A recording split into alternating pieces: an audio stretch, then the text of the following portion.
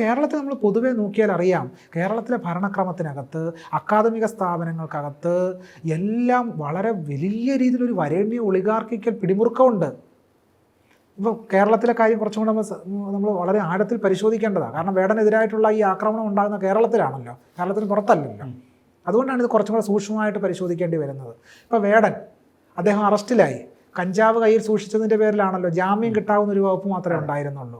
പക്ഷേ അപ്പോഴേക്കും ഒരു പുലിപ്പല്ലിൻ്റെ പ്രശ്നം വന്നു. അപ്പോൾ എങ്ങനെയും വേടനെ അകത്താക്കുക എന്നുള്ളതായിരുന്നു ഉദ്ദേശം. അതിന് പിന്നിൽ പ്രവർത്തിച്ചത് ആരാണ്? അതിന് പിന്നിൽ പ്രവർത്തിച്ച് ഏതെങ്കിലും കേവലം ഒരു ഉദ്യോഗസ്ഥൻ മാത്രമല്ല, ഒരു ഉദ്യോഗസ്ഥൻ മാത്രം അറിഞ്ഞിട്ട് ഇത് ചെയ്യാൻ പറ്റുമോ? ഇത്ര വലിയൊരു ഓപ്പറേഷൻ ചെയ്യാൻ കഴിയില്ല. അപ്പോൾ ഒരു വലിയ സിസ്റ്റം, ഒരു സവർണ ഒളിഗാർക്കി കേരളത്തിൻ്റെ ഭരണക്രമത്തെ പിടിമുറുക്കിയിട്ടുണ്ടെന്നാണ് നമ്മൾ പരിഗണിക്കേണ്ട ഒരു പ്രധാനപ്പെട്ട വിഷയം.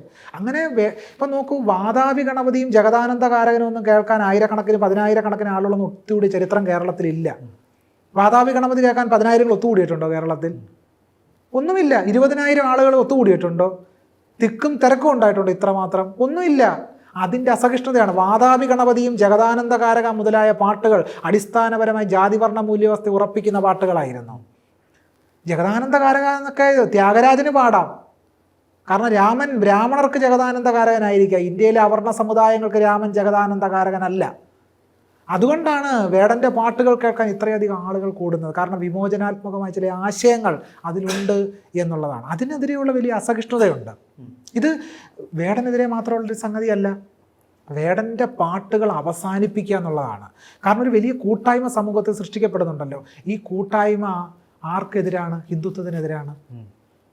അതുകൊണ്ട് അതില്ലാതാക്കുക എന്നുള്ളതാണ് അടിസ്ഥാനപരമായിട്ട് ഇവർ ശ്രമിച്ചുകൊണ്ടിരിക്കുന്ന പ്രധാനപ്പെട്ട കാര്യം. രണ്ട് കാര്യം കൂടി ഇതിനോട് നമ്മൾ ചേർത്ത് വെക്കേണ്ടതായിട്ടുണ്ട്. കേരളത്തിലെ അടിസ്ഥാനപരമായ ഭരണവർഗം ആരാണെന്നുള്ള ചോദ്യം നമ്മൾ ഉന്നയിക്കണം.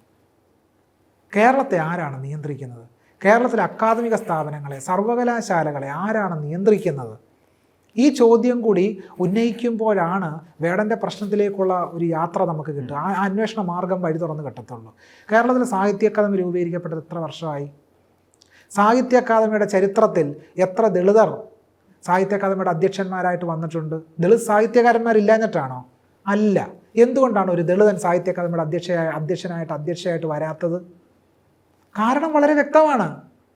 കേരളത്തിലെ സർവകലാശാലകളിൽ എത്ര ദളിതർ വൈസ് ചാൻസലർമാരായിട്ടുണ്ട്? എന്തുകൊണ്ടാണ് ആക്കാത്തത്? ഇടതുപക്ഷമാണല്ലോ കേരളം ഭരിക്കുന്നത്. എന്തുകൊണ്ടാണ് ആക്കാത്തത്?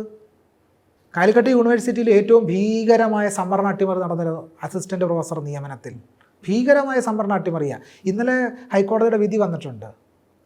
ആ വിധിയിൽ പറഞ്ഞിരിക്കുന്നത് സംവരണ റോസ്റ്റർ തന്നെ സമ്പൂർണ്ണമായി അട്ടിമറിക്കപ്പെട്ടിരിക്കുന്നു എന്നാണ് ഇന്നലെ കൂടി ഹൈക്കോടതി പറഞ്ഞത്. നീതിയുക്തമായ ഒരു ഇടപെടൽ സർക്കാരിന് ഇക്കാര്യത്തിൽ ഉണ്ടാവുമോ?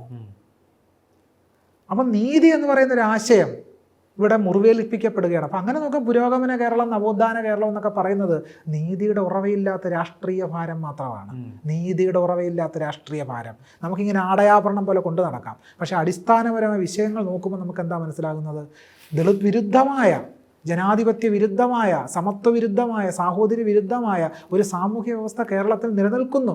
ഭരണ സമ്പ്രദായങ്ങളിൽ നിന്ന്, അക്കാദമിക സ്ഥാപനങ്ങളിൽ നിന്ന് ദളിതരെ പുറന്തള്ളുന്നൊരു വ്യവസ്ഥാക്രമം കേരളത്തിലും ഉണ്ട് എന്നുള്ളതാണ്.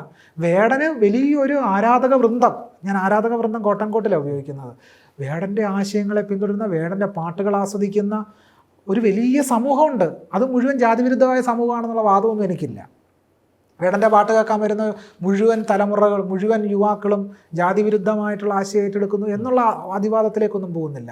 പക്ഷേ ആ ആശയം തീർച്ചയായിട്ടും ഇന്നല്ലെങ്കിൽ നാളെ യുവാക്കളിലേക്ക് എത്തുമല്ലോ. കാരണം വേടൻ ചോദിക്കുന്ന എന്താണ്? തലപ്പാവ് ധരിച്ചു വരുന്നത് ആരാണ്?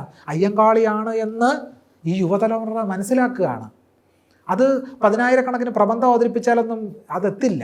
പക്ഷേ ഈ കലയിലൂടെ അയ്യങ്കാളി എന്ന് പറയുന്ന ബിംബം, ജാതിക്കെതിരായ ഒരു മൂല്യം യുവാക്കളിലേക്ക് എത്തിപ്പെടുന്നുണ്ട്. അതാണ് ഹിന്ദുത്വത്തെ യഥാർത്ഥത്തിൽ അസ്വസ്ഥതപ്പെടുത്തുന്നതെന്നുള്ളതാണ്.